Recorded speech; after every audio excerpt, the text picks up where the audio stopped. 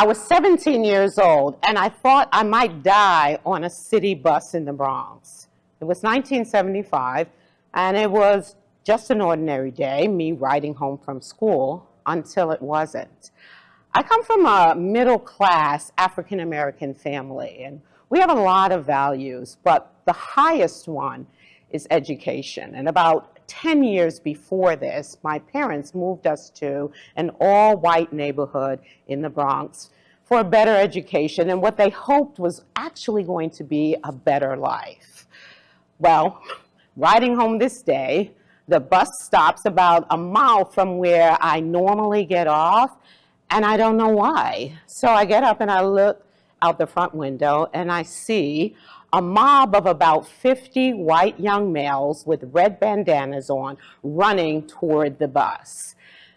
And I see that they have baseball bats, and I'm starting to be terrified because I look around, I see the only black people on the bus.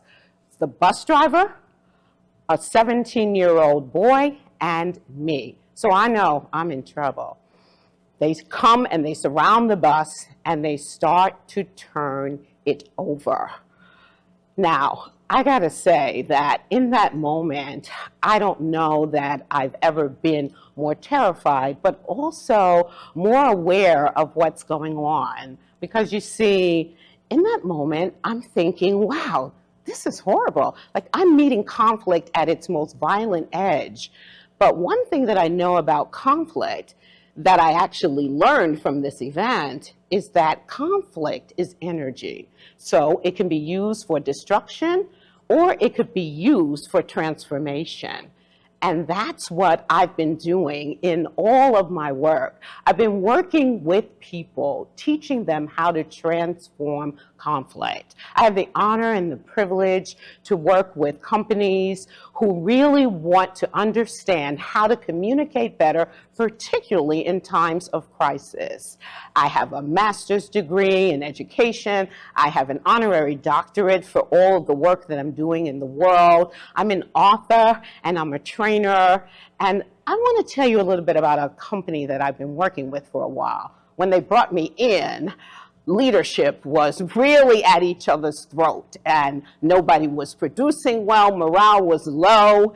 And so I came in and I taught them how to communicate better, to really be able to transform their morale. And their leader, who was actually conflict averse, he learned and is continuing to learn skills in how to run toward conflict and not away from it. So back to the bus, they start to try to turn it over and a bus comes across the street filled with African-American students and they run over there and I jump off with a teenage boy and he's terrified. It's his first week in the neighborhood. I show him how to get home and then I take myself home. But on that walk, I remember something very clearly. Though I was shaken, I also knew that somehow I am supposed to help people really learn how to do better in situations like this. And so I have been stepping into conflict ever since that day.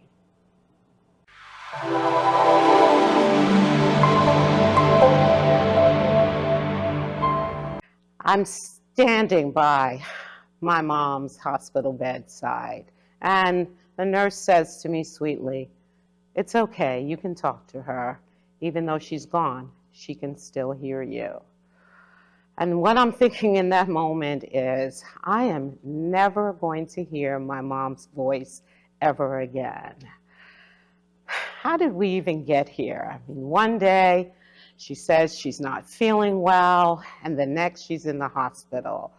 3 years earlier, she had survived cancer. And she was just working every day to get to that 4-year mark that her doctors told her would mean that she was cancer-free. And now she's in the hospital suffering. And I'm thinking, how are we going to live without her? It was the most horrible experience of my life. And I'm thinking, it's even more horrible because we were right upstairs all night long. And she died alone. It took me about a year to come out of the depression that led me into. And in that time, I kept thinking, wow, am I ever going to really get through this? And then I realized something. I realized, though this was the most horrible event in my life, it also freed me up to do something that I hadn't thought about doing before. You see, I'd become a new mother 13 months after she passed, and I decided that now I had the freedom to parent how I wanted to parent. I'd been in conflict resolution for about 10 years, and I really loved the skills that I was learning and wanted to apply them to my parenting. My husband was on board too, so that was awesome. And then we started thinking about what are the things that we really don't want to bring into our parenting experience. As African Americans, we grew up with don't be in grown folks' business. Don't talk back. I'll give you something to cry about. And we knew that's not what we wanted to do. So here I am with the opportunity to transform not only the skills in my parenting, but in my business too. And I can tell you my clients loved the way that I was teaching them to do what I coined as breaking culture. It's a term that I use not only in my life, but in my business world. And what it gave them the opportunity to do, and continues to give them the opportunity to do, is to no longer approach conflict in the way that is how we usually do it, but to actually think about what are the things that I've been taught that I no longer want to include into the way that I go into conflict. So now I am giving my clients and myself an opportunity to do conflict differently. What I share with them around my vulnerabilities and my mistakes that I make not only in business, but in life, really helps them to see that when they understand conflict, they can break patterns that they no longer want in their life. But let's face it, you got to do more than make it an idea. You actually have to do the work. And that's what I'm here for.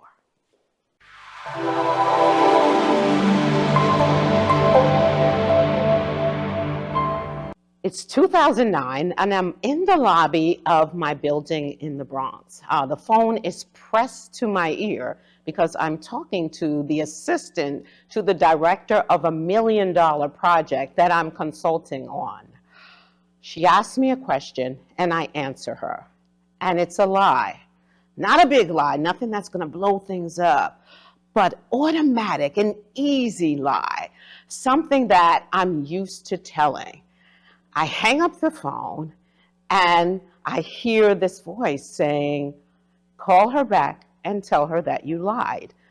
I'm thinking, what? No, I can't do that. I'm literally standing in my lobby, screaming to myself, what's she going to think about me? I absolutely cannot do that. To understand how important this moment is, I got to tell you how we got here. I grew up being deeply controlled. My sister and I both had to act a certain way. We had to talk a certain way. We had to say things that would only please my mother. Otherwise, there were going to be big consequences. So I learned how to lie pretty quickly. And I got to tell you, I got excellent at it. I lied to get out of conflict. I lied so that I wouldn't be embarrassed. I lied so that there wouldn't be consequences. But the lies really led me to a place where I could no longer stand in my truth. I didn't even know what it was. So in that moment, I'm thinking, what am I going to do? Well, about a week before this happened, I actually was thinking, I just don't feel spiritually connected the way I used to when I was going to church. You know, I grew up in the church. My husband and I were raising our sons in the church, but I didn't feel close to God. So I started really getting more into scripture and praying more. And I ran across a scripture that really hit me. It said, if you cannot be trusted with little, you will not be trusted with much. I thought, whoa, wait a minute. I don't want a little life. I want a big one with legacy and influence that helps people. So I got to do something. So I said, all right, God, I'm all in. What do I have to do? But I didn't hear anything at first. standing in that lobby, when I heard that voice, I knew this is my little. So what I do? I called somebody who knew me. I called my cousin and I told her what happened. And she and I had this pity party and she gasped and then she said, "But you're going to do it, right?" I said, "Of course I am. I have to." So I picked up the phone and I called Mary. "Mary, this is Lynn." She said, "Hi, Lynn." I said, "I called you back just to tell you that I lied to you before." Pause. Silence. Then she finally says, "I don't understand." And I said, "I'm sorry. What I told you before was a lie, and I apologize for lying." Again, silence. She said, "That had to be hard, Lynn. Thank you so much for letting me know." And that was it. In that moment, it was over. I apologized, she accepted it, and it was done. And I have to tell you, it freed me completely. From that moment on, I stopped lying immediately.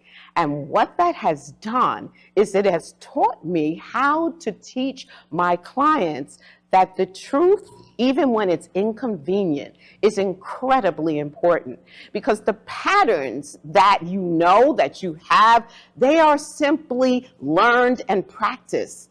That doesn't mean they're permanent. It means you can unlearn them. But you have to have the courage to take that first step, to face them and say, "I'm done living like this."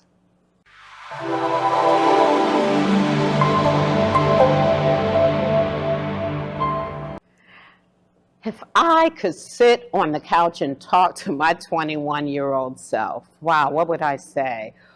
It wouldn't be a lot. I know that I would say 3 things that would help her to be able to master anything. The 3 things are integrity, trust in God, and learn how to engage and resolve conflict masterfully. Do those 3 things, especially earlier in life than I did them, and when you walk into rooms, you will change everything about them. Let's start with integrity. You heard my story, right, where I lied, and then I had to go back and admit that I lied to the person. Integrity is everything, because it isn't just about what you do when people are watching, it's what you do when they can't see you. Integrity means that you move through the world in a way that people know they can trust you. That when you give your word, it is what you say and it's done. That moves mountains in business and in life. The second one, trust in God. I got to tell you, I'm a God girl. Hey, nothing's going to change that. Now, that may not be your language, but I hope that you have something bigger than yourself that you hold on to. You see, one of the things that really helped me to develop my faith was in 2020, we lost my husband. And right at the time that we lost him was when COVID came in and New York City was in fear. It was chaos. Nobody knew what to do. Here we are planning a funeral, and then a week later, we have to shut in. The world shuts down. So I'm grieving hard, and then my 2 sons, they're grieving terribly. And I'm thinking, there's something that nobody else knows. You see, I got sick. I'm not talking about I don't feel well. I'm talking about I can't eat. I can't hold anything down. I can't sleep. I don't know what's going on with my body, and I'm terrified that I might have COVID, and I'm thinking, oh my gosh, my sons might lose both of their parents. So I had to hold on to faith in this time, because at that time, you couldn't get a COVID test unless you qualified. So I had to believe that not only was I going to get the test, but I was going to find out what was happening, and I was going to live. And all 3 of those things came through. So my faith really held it together for me. The last thing is what I make my living off of. You've got to learn how to engage productively and powerfully in conflict situations so that you can use skills and techniques to resolve them, not just manage them, but resolve them. Because when you do that, every room you walk into changes. People understand that conflict isn't something to fear, to run from, but it really is something that can add a lot to our lives. It can really help us to shift things so that communication is better and that the lives of everyone around us are better as well. Relationships strengthened. You know what I mean? So yes, integrity. Have faith in God, trust God, and then learn to resolve conflicts masterfully. Do those three things, 21-year-old Lynne, and the world changes for you.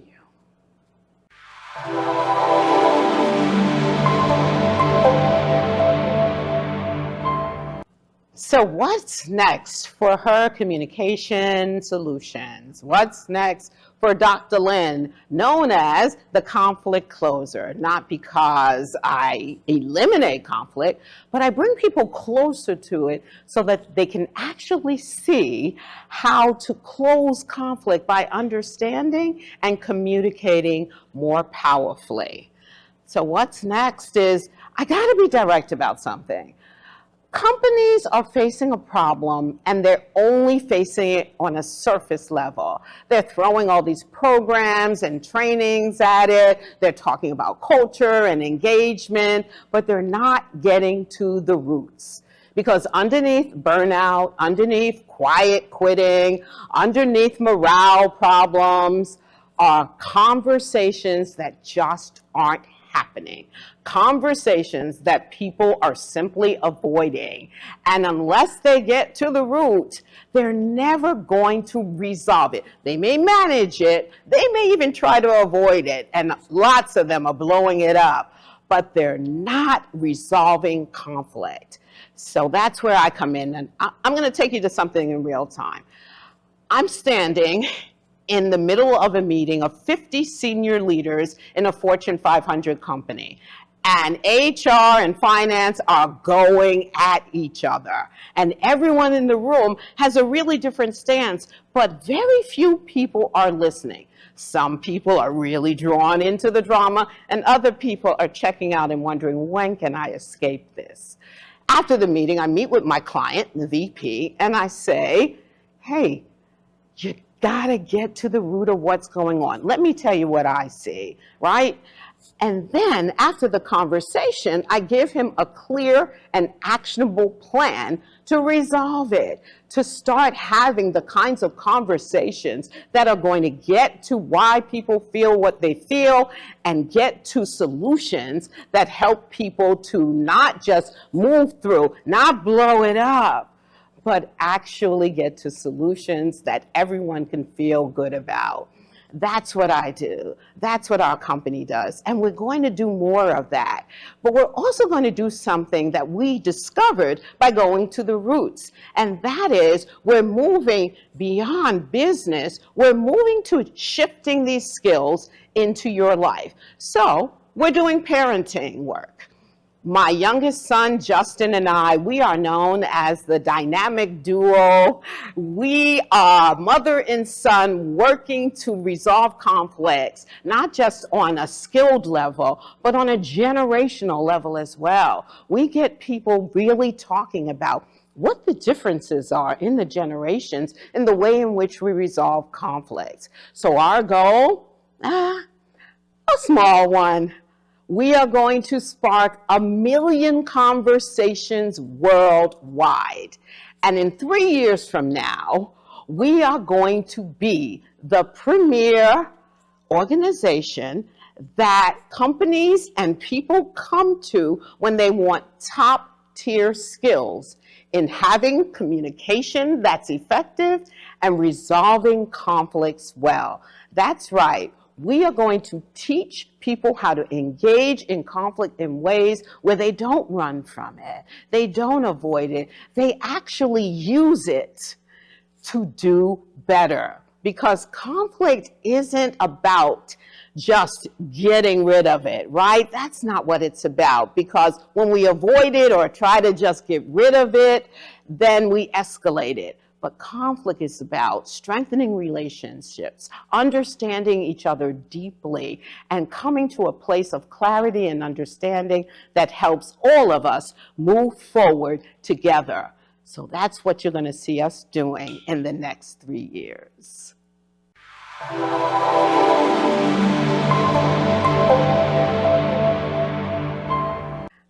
Why do people work with me? Something unusual has been happening on the last 3 discovery calls that I had. Person comes on and says something similar to this. I can't believe it's you. You're exactly who I thought you were. I've seen you on your online courses, and you are real. I'm thinking, yeah, I love this, because what's happening is they're not thinking about, hey, whether or not she's going to be good. They're thinking, hey, what I see is what I'm going to get. And that's exactly who I am. Who I am on the videos is who I am when I work with you.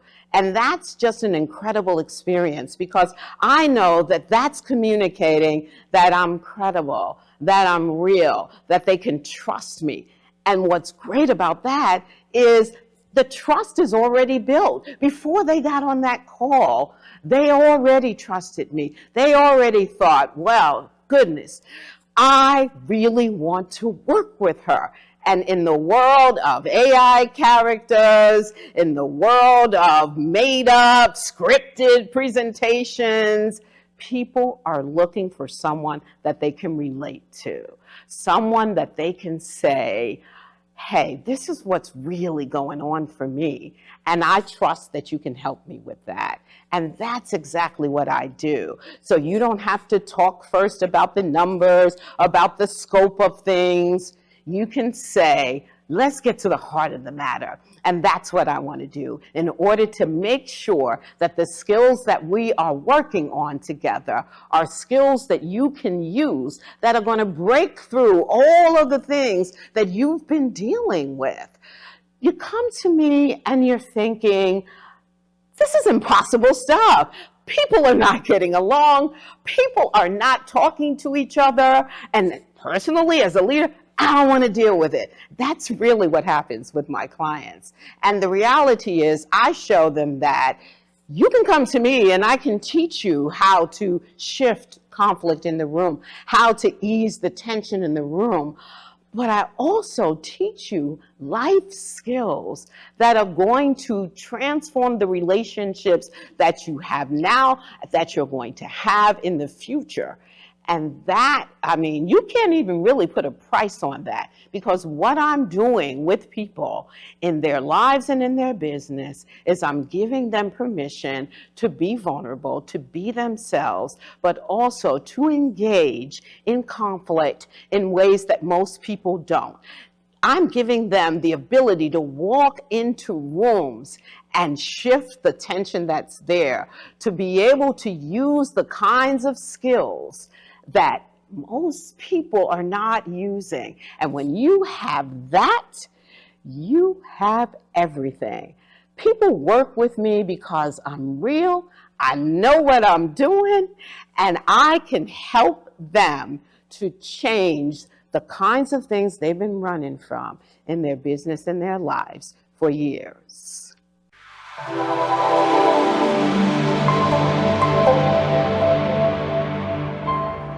What have I enjoyed most about this experience? Number one, that what they said I would get, I got. That's big for me, because when you invest, you don't always get the worth of your investment. Number two, I got real people who faith people, that's important to me, but also people who want to get it right, not just for themselves, but for me as well. So I got professionalism, I got kindness, I got caring, and I got confidence and encouragement.